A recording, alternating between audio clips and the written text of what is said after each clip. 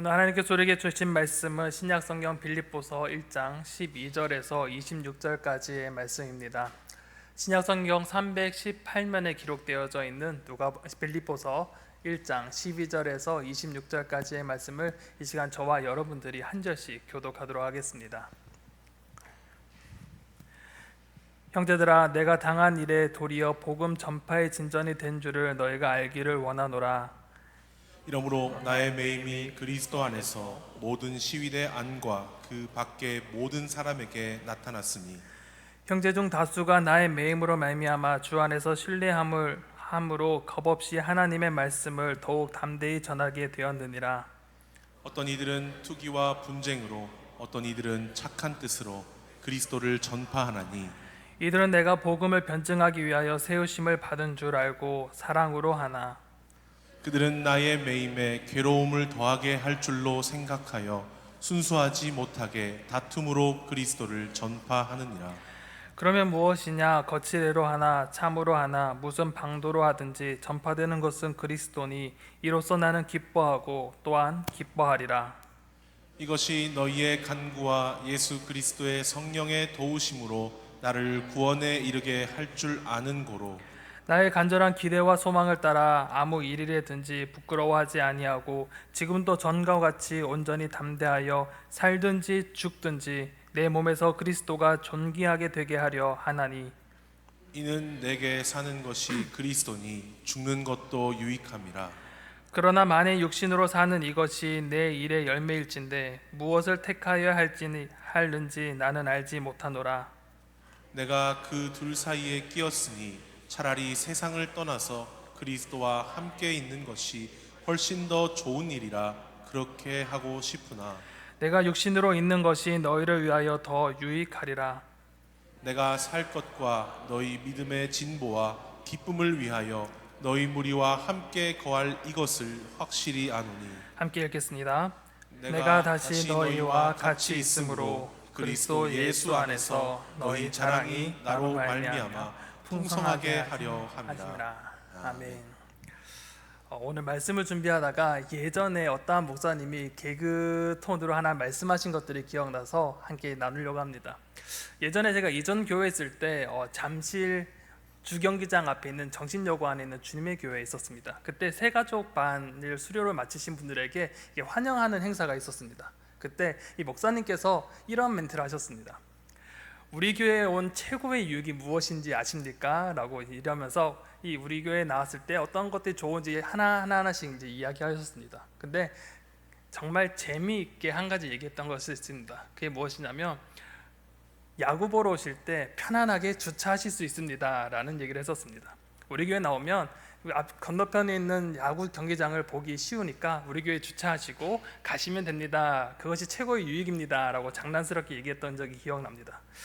그러면서 우리 교회 유익이 무엇일까 라는 것들을 좀 한 번 더 생각해 보았습니다. 우리 교회 나왔을 때 정말 우리 교회 가장 유익이 되는 것이 무엇이고 가장 큰 장점이 무엇일까 여러 가지 한번 생각해 보는 그런 시간들이 되었습니다. 그러면서 한 가지 더 생각해 본 것이 있습니다. 우리가 그리스도인이라고 우리는 부르고 고백하는데 그렇다면 그리스도인이 가지고 있는 최고의 유익이 무엇일까요? 내가 예수님을 만났는데 그것을 인하여서 최고의 유익, 가장 이득이 되었던 일이 무엇이었습니까? 한번 이 답에 대해서 한번 생각해 보셨으면 좋겠습니다. 여러분이 생각했을 때 예수님 믿으니까 무엇이 가장 좋으셨습니까? 아마 교회 나오는 것도 참 좋았을 거고요, 예배하는 것도 참 좋았을 거고 아마 여러 가지 이유들, 좋은 것들이 참 많이 있을 것 같습니다. 그런데 생각해 보니 가장 좋은 것이 있었습니다. 예수님을 만나니까 세상을 바라보는 것이 좀 바뀐 것 같습니다. 여러분 혹시 그렇지 않습니까? 예수님을 만나니까 세상을 바라보는 눈 자체가 바뀝니다. 똑같은 현상인데도 그것이 다르게 해석되어지는 것입니다. 나를 바라보는 시선도 바뀝니다. 내가 세상을 바라보는 시선도 바뀌게 됩니다. 예수님을 만나니 내 속에 있는 문제들이 더 이상 내 문제가 아니었습니다. 예수님을 만나고 교제하고 하나님과 동행하니까 내가 어려워했던 어려움은 그것이 어려움으로 다가오지 아니하고 내가 직면한 현실의 문제가 다르게 해석되었습니다. 인생을 나의 힘으로 살아가야 했다는 그런 강박에서 벗어나 예수님과 함께 동행할 수 있었고 또한 나를 괴롭혔던 그 집착의 문제들, 이성의 문제들, 진로의 문제들, 그리고 관계의 문제들, 더 나아가 이 죽음의 문제, 그리고 더 나아가서 우리의 삶에 둘러싸여 있는 이 환경의 문제까지도 그 많던 문제들이 다르게 다가오기 시작했습니다. 무엇 때문에 그럴까요? 바로 삶의 초점이 이제는 예수 그리스도로 바뀌었기 때문입니다. 예수 그리스도가 중심이 되었기에 우리의 삶의 시선이 바뀌게 된 것입니다. 모든 삶의 기준이 내가 아닌 예수 그리스도로 바뀌었기에 이전에 생각했던 생각들과 가치관들이 완전히 전복되어지고 하나님 나라의 그 가치관들로 탈바꿈되어지니 세상의 다른 생각들을 하는 것이 아니라 또한 세상에 줄 수 없는 그런 평안을 누릴 수 있게 되는 것입니다. 그렇게 사람들이 환난과 고통과 핍박과 여러 어려움 속에서도 낭망하고 자신의 기쁨을 빼앗길 때에 우리는 이렇게 고백할 수 있습니다. 하박국 3장 17절에서 18절에 보면 비록 무화과 나무가 무성하지 못하며 포도나무에 열매가 없으며 감람나무에 소출이 없으며 밭에 먹을 것이 없으며 우리 양이 없으며 외양간에 소가 없을지라도 나는 여호와로 말미암아 즐거워하며 나의 구원의 하나님으로 말미암아 기뻐하리로다 라고 고백할 수 있습니다. 내 삶의 모든 것이 무너질지라도, 내 삶의 모든 것, 세상이 가지고 있는 그 모든 것이 없어질지라도, 내 소주머니에 땡전 1원도 없을지라도, 나의 미래가 아무것도 보이지 않는 그런 불투명한 현실 속에서라도 내가 기뻐할 수 있는 이유가 무엇일까? 바로 하나님 때문입니다. 내 삶에 하나님께서 함께 하시기에, 하나님께서 내 삶을 붙잡고 계시기에 내가 기뻐할 수 있습니다. 내가 즐거워할 수 있습니다. 내가 세상의 앞에 두려워하지 않을 수 있습니다 라고 고백할 수 있는 것입니다. 오늘 본문은 이러한 삶을 살아가는 바울의 모습을 우리에게 보여줍니다. 바울은 자신이 로마 감옥에 갇혀 있음에도 기뻐하고 또 기뻐할 수 있다라고 우리가 근데 고백하고 있습니다. 또한 그의 앞날의 죽음과 삶의 그 경계 사이에 놓여 있을 때에도 그는 기뻐할 수 있다라고 이야기합니다. 사람들이 기뻐할 수 없는 그런 상황 속에서도 기뻐할 수 있는 것은 바로 삶의 중심이 예수 그리스도로 맞춰져 있기 때문입니다. 나를 바라보는 것이 아니라 예수 그리스도, 이 하나님의 나라를 바라보았기 때문에 기뻐하고 기뻐할 수 있는 것입니다. 그러니 그의 삶은 자신의 평안이 아닌 예수 그리스도를 우선시하는 그런 삶을 살아갈 수 있게 되었던 것입니다. 나의 안위와 나의 평안이 우선이 되는 그런 삶이 아니라 하나님과 예수 그리스도의 삶, 그것이 나의 삶의 중심으로 살아갈 수 있는 것입니다. 이러한 바울의 모습을 통해 오늘 그리스도라고 고백하는 우리는 이러한 삶을 살고 있는지 한번 질문을 해보았으면 좋겠습니다. 오늘 말씀을 통해서 바울이 어떠한 삶을 살아가고 있는지, 또한 어떻게 삶을 대하고 있는지, 그리고 우리는 바울처럼 그렇게 우리의 삶을 대하고 있는지 한번 본문을 통해 한번 살펴보았으면 좋겠습니다. 오늘 본문의 구조를 한번 살펴보고자 합니다. 오늘 본문은 크게 두 개의 구조로 나눠져 있습니다. 첫 번째는 12절에서 18절까지 바울이 보는 현실을 이야기합니다. 바울이 현재 어떤 상황에 놓여져 있는지에 대한 현재의 이야기를 하게 됩니다. 나의 현재는 어떻게 되었는데 나는 어떻게 생각하고 있다라는 부분을 앞절에서 이야기합니다. 그래서 현재 감옥에 갇혀있는 나의 모습에도 불구하고 내가 기뻐할 수 있다라고 고백합니다. 두 번째 단락에서는 앞전에서는 바울의 현재였다면 이제는 미래로 향합니다. 바울이 바라보는 그 앞날이 어떠한가, 자신이 처해진 그 상황 속에서 나의 앞날에 대한 그 불투명함 속에서 어떻게 삶을 살아가고 있는가, 어떻게 인식하고 있는가, 19절에서 26절까지 그 속에서 삶과 죽음의 사이에서 누리는 기쁨과 소망에 대해서 이야기하고 있습니다. 한번 본문을 자세히 한번 살펴보겠습니다. 첫 번째, 바울이 보는 현실입니다. 바울은 현재의 매임에도 기뻐할 수 있다라고 그는 고백합니다.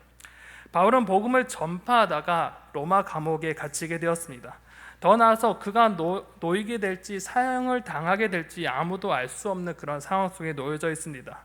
이를 통해 바울과 함께했던 신자들은 복음이 더 이상 전파되지 못할 것에 대한 불안감과 함께 이 복음에 대한 회의감과 패배의식을 가질 수밖에 없었습니다.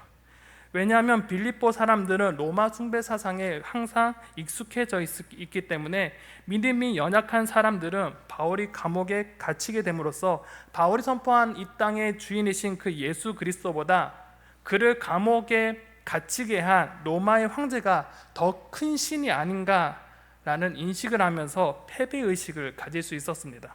그렇게 바울은 이들을 위로하고 복음의 확신을 주고자 다음과 같이 이야기합니다. 12절을 한번 읽어보겠습니다. 함께 읽겠습니다.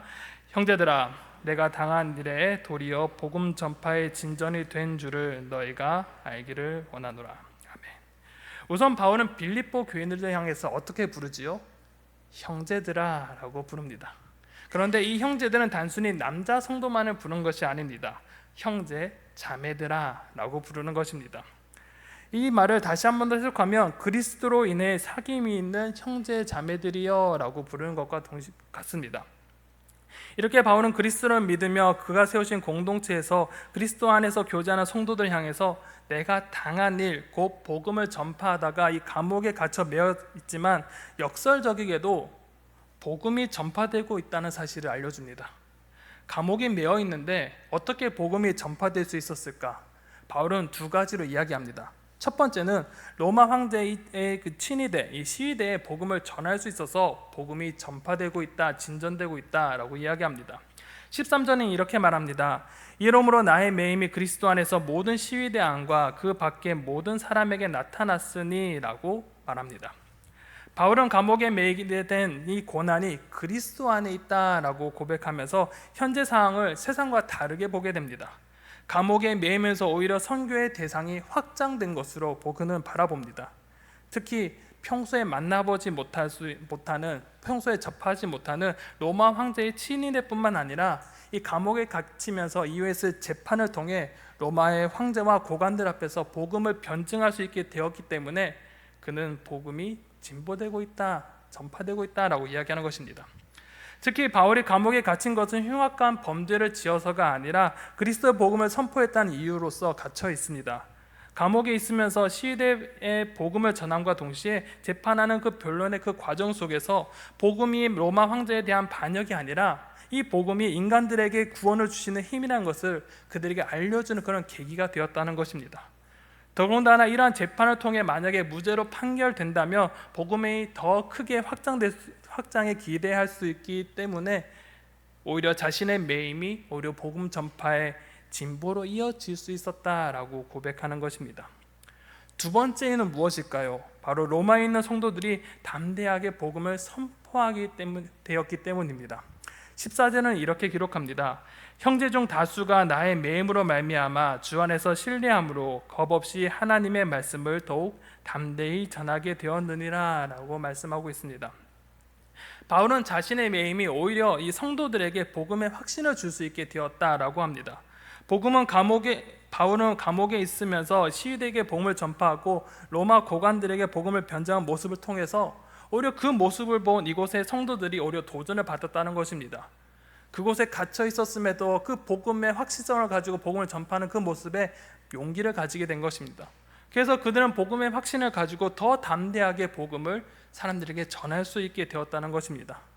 그리고 바울은 자신의 매임이 로마에 있는 성도들이 구체적으로 어떻게 복음이 전파에 도움이 되었는지 두 개의 양상을 보여주며 이야기합니다. 그 첫 번째 그룹이 무엇이냐? 두 번째 그룹 설명하는데 이 두 그룹만 먼저 한번 보겠습니다. 15절에 보면 이렇게 기록합니다. 어떤 이들은 투기와 분쟁으로, 어떠한 이들은 착한 뜻으로 그리스도를 전파하나니라고 합니다. 바울이 감옥에 매이면서 복음을 전파하는 두 개의 그룹이 등장하고 있음을 보여줍니다. 그 첫 번째 그룹은 이 착한 뜻 혹은 이 좋은 뜻으로 복음을 전파하는 그룹입니다. 이들은 16절에 보면 이들은 내가 복음을 변증하기 위하여 세우심을 받은 줄 알고 사랑으로 하나라고 합니다. 이 그룹은 이 바울이 담대하게 복음을 전하는 모습을 통해서 그들이 스스로 용기를 얻고 힘을 얻어서 복음을 전한 사람들입니다.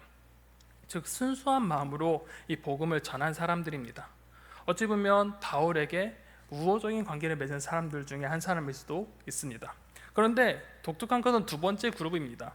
두 번째 그룹을 설명하기를 바울의 투옥이 투기와 분쟁이라는 동기를 유발하여서 복음 전파에 열심을 더한 그룹이라고 소개합니다.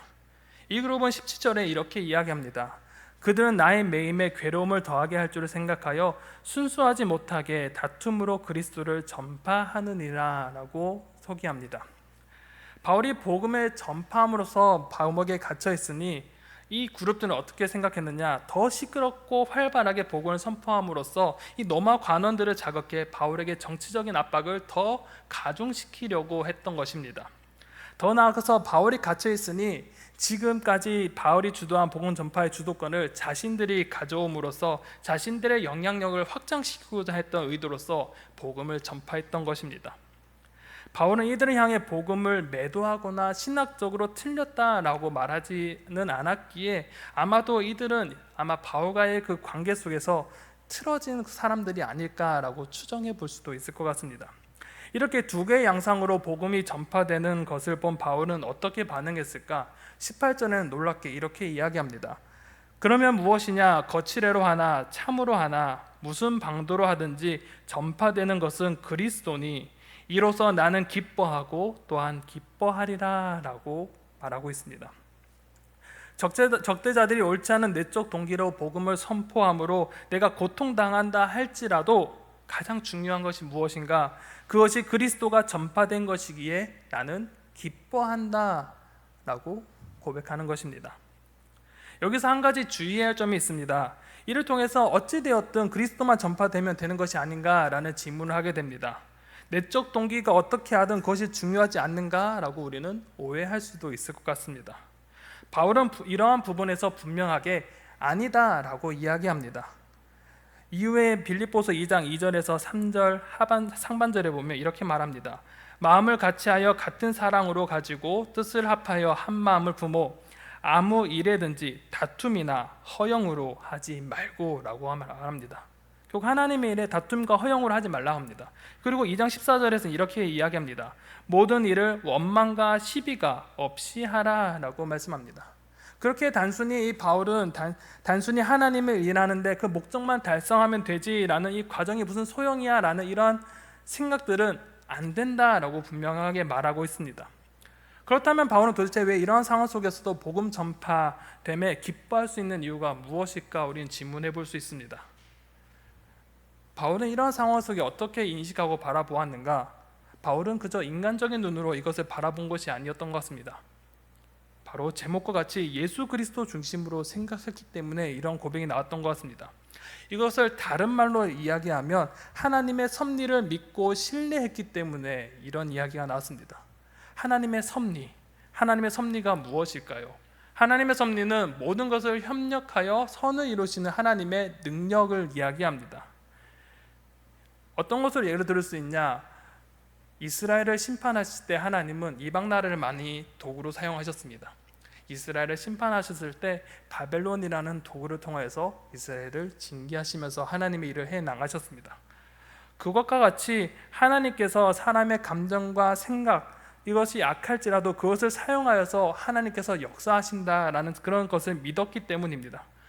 그렇게 사람의 생각과 감정을 뛰어넘어 역사하시는 하나님을 바라보았기에 그는 예수 그리스도가 전파됨으로 인해 기뻐한다고 고백하고 있습니다. 그런데 바울은 여기서 기뻐하고 또한 기뻐하리라 라고 말합니다. 처음에 기뻐한다라는 것은 지금까지 자신의 그 현 상태에 대해서 나는 기뻐한다라고 고백인데, 그리고 그 다음에 바울은 기뻐하리라라는 미래형으로 이야기합니다. 이는 그 다음에 있을 자신의 앞날에 대한 기쁨 또는 소망에 대해서 이야기하고자 하는 것입니다. 두 번째 단락에 보면 바울이 바라보는 앞날에 대해서 이야기합니다. 삶과 죽음 사이에서 누리는 이 소망과 기쁨에 대해서 이야기하는데 이것이 바로 기뻐하리라 라고 말하는 것입니다. 바울은 현재 상황은 감옥에 갇혀있는 상태에서 풀려날지 혹은 죽을지 알 수 없는 상황에 놓여져 있습니다. 미래의 삶과 죽음의 불확실성 속에서 바울은 왜 기뻐할 수 있었을까 우리는 생각해 보게 됩니다. 그의 말에 의하면 무죄 석방될 것을 알고 기뻐한다, 그것에 대해서 확신한다, 무죄로 풀려나게 될 것을 확신한다 라고 고백하는 것 같습니다.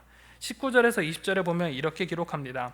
이것이 너희의 간구와 예수 그리스도의 성령의 도우심으로 나를 구원에 이르게 할 줄 아는 고로 나의 간절한 기대와 소망을 따라 아무 일이라든지 부끄러워하지 아니하고 지금도 전과 같이 온전히 담대하여 살든지 죽든지 내 몸에서 그리스도가 존귀하게 되게 하려 하나니 라고 합니다.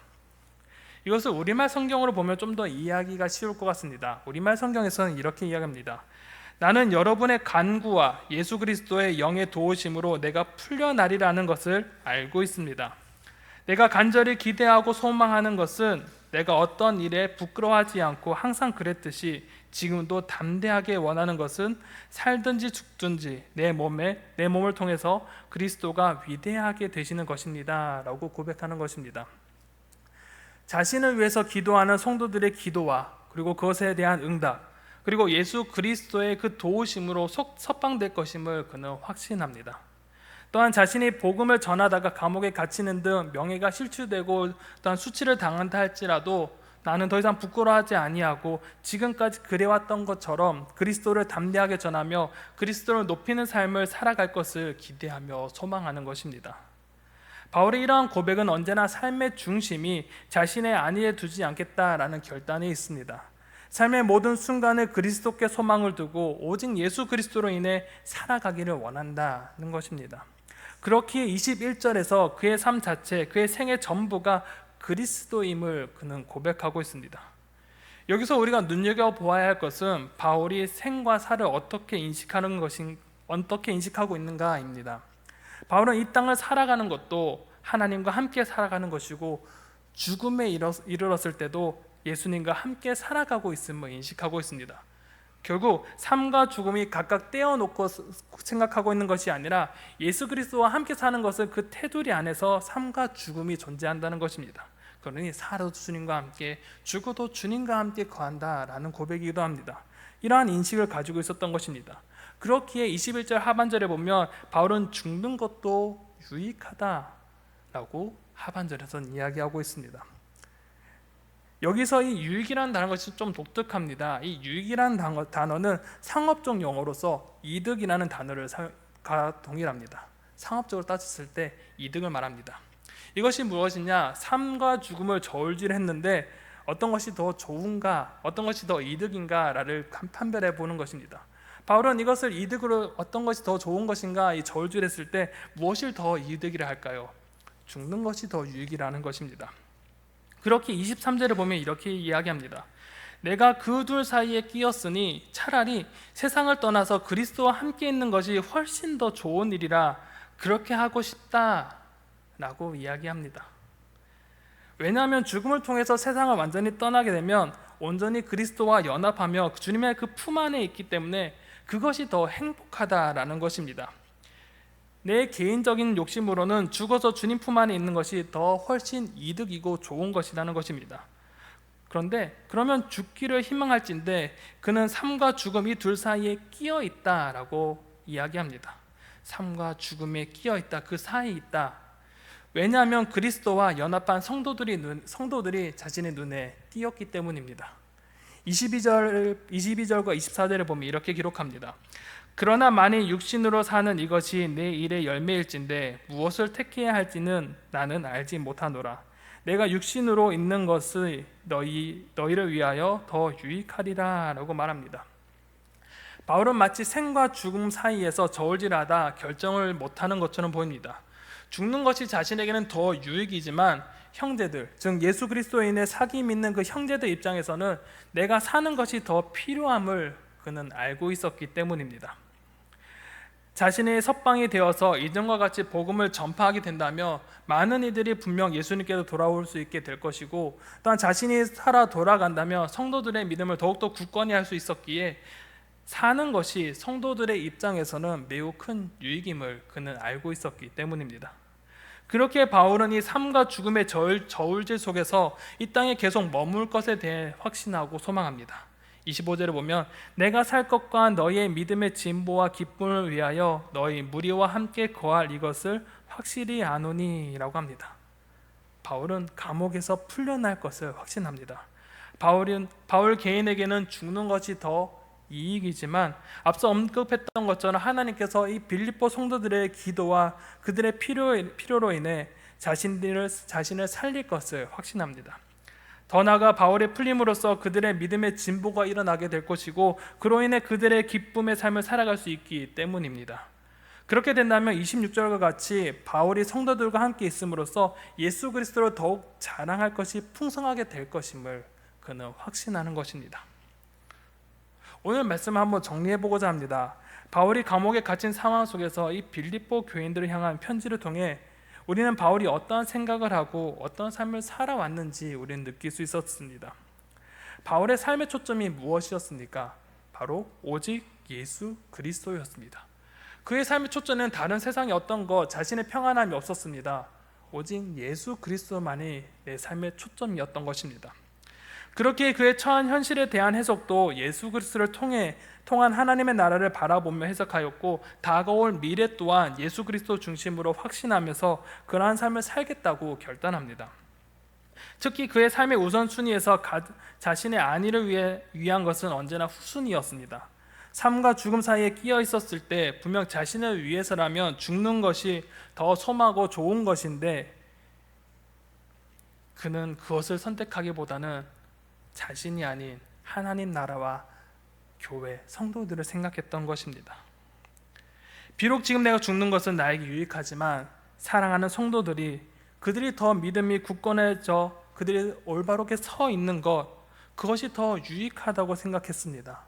더 나아가서 하나님께서 내게 맡겨주신 영혼, 하나님을 믿지 않는 영혼들을 하나님께로 돌이켜오는 이 전도자의 사명, 이것을 이어가는 것이 더 하나님께 영광을 드러내는 것이라고 그는 깨닫게 되었던 것입니다.